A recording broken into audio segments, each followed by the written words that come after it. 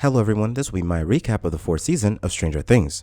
Alright, let's go! In season 4, Hopper makes quick work of the Demogorgon and is rescued by Joyce and Murray. Nice. If I'm being honest, season 4 is kind of boring, but there are 3 major things you need to remember.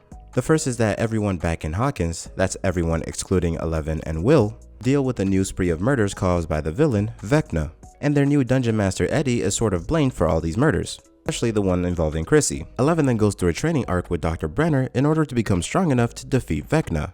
And during that training arc, we find the second important thing you need to remember. And that is that not only did Dr. Brenner experiment on a bunch of kids giving numbers, but that Eleven and Number 1 used to be very close. Eleven then helps Number 1 break free of Dr. Brenner, and in turn Number 1 betrays Eleven and turns all the other kids into past tense. Eleven then loses her mind and opens the first gate into the Upside Down, sending Number 1 into it, where he seems like he had plenty of time to become the series villain known as Vecna. And in season 4, he's taken out a bunch of traumatized kids in order to turn the whole world into the Upside Down, because each kill opens a portal, and he's just a few bodies away from a nuke. And speaking of traumatized kids, Max is one of those traumatized kids.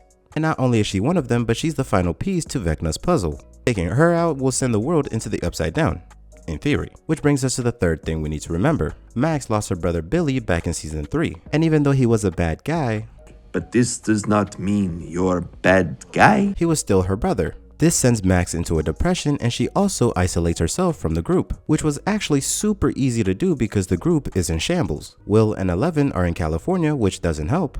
Mike only really cares about Eleven and even confesses his undying love for her, which only leaves Dustin, Lucas, and Erica. Dustin is occupied with the mystery of Vecna, and Lucas, even though he notices and tries his best to help Max, it just wasn't enough. And Vecna eventually gets to her and she dies in the arms of Lucas. Fortunately, thanks to the power of friendship, Eleven is able to partly revive Max, which puts her in a coma. She's alive right now, okay?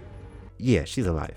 Unfortunately, Eleven isn't able to save everybody because there's 2 notable deaths that happened this season. First one is Dr. Brenner, and let's be honest, good riddance. And the second one is Eddie, who sacrifices himself in the Upside Down while they were searching for Vecna. Rest in peace. Season then ends with what seems like a giant portal opening up in Hawkins, the entire gang reuniting and ready to face season 5. Finally! And yeah, I hope I answered all of your questions, but if I didn't, be sure to leave a comment. I read them all.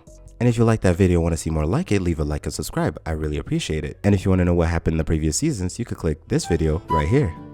That's it.